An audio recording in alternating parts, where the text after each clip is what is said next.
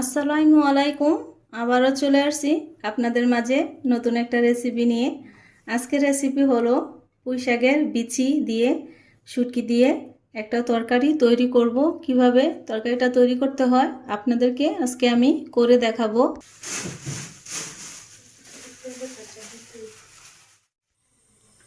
পেঁয়াজ, কাঁচামরিচ, রসুন আমি কেটে দিলাম।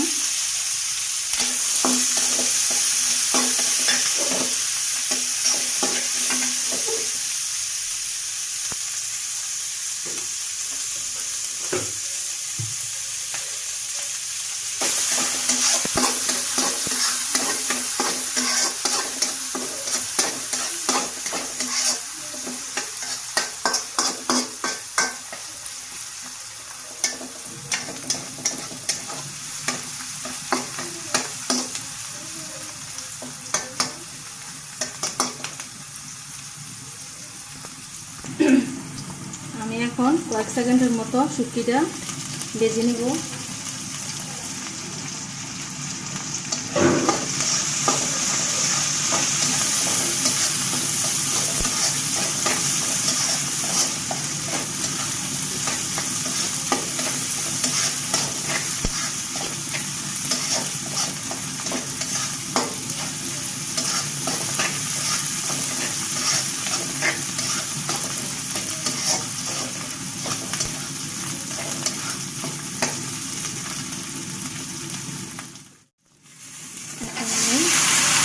পরিমাণ মতো লবণ দিয়ে দিলাম,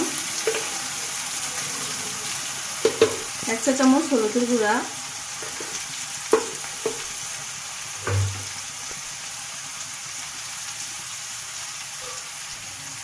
1 চা চামচ ধনিয়া গুঁড়া দিয়ে দিলাম,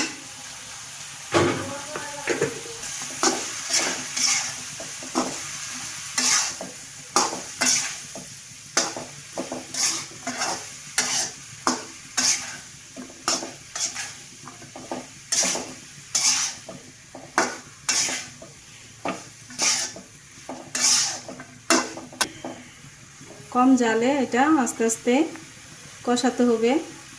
বেশি জাল দিলে পুড়ে যাওয়ার সম্ভাবনা আছে, তার জন্য কম জাল দিয়ে আপনারা এটা ভাজি করে নেবেন। কম জালে আমি ঢাকনা দিয়ে এটা ঢেকে দেব। কম জালের মধ্যে আমি কষিয়ে আস্তে আস্তে নেব। এর মাঝে আবার ঢাকনা উঠিয়ে আমি নেড়ে দেব।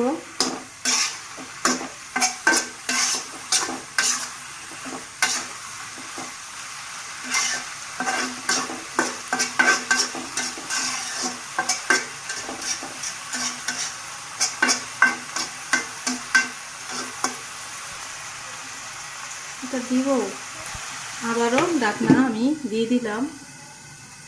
এভাবে 5 মিনিটের মতো আমি ঢাকনা দিয়ে এর মাঝে লেড়ে দেব আবার। এখন আমার 5 মিনিট হয়ে গিয়েছে।